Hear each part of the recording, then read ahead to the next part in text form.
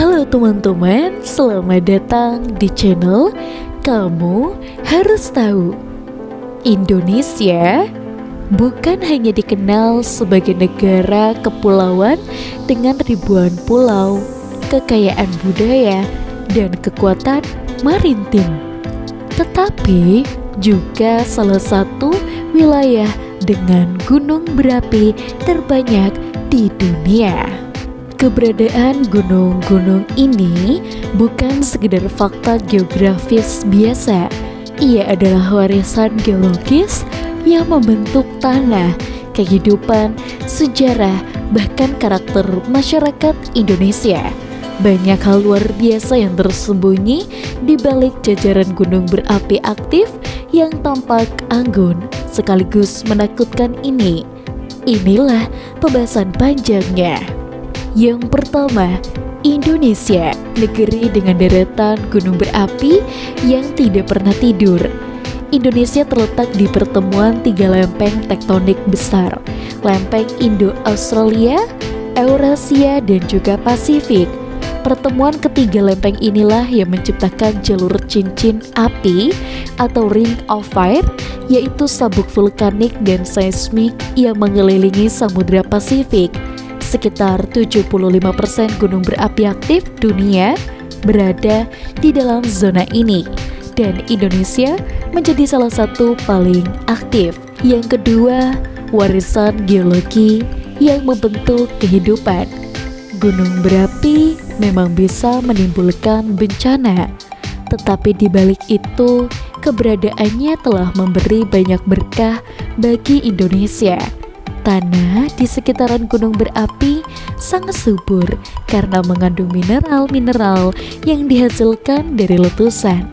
Karena itu, banyak daerah pertanian terbaik berada di lereng gunung seperti Gunung Merapi, Gunung Sindoro, Gunung Kerinci, hingga Gunung Bromo. Kesuburan tanah inilah yang mendukung sektor pertanian Indonesia selama ratusan tahun. Komoditas seperti kopi, teh, sayuran, dan buah tumbuh subur di kawasan vulkanik. Yang ketiga, gunung berapi dan cerita sejarah besar Indonesia. Sejak zaman kerajaan, gunung berapi telah membentuk jalannya sejarah Nusantara. Salah satu contohnya adalah letusan dahsyat Gunung Samalas pada tahun 1257 yang kini lebih sering dikaitkan sebagai bagian dari sistem Gunung Rinjani.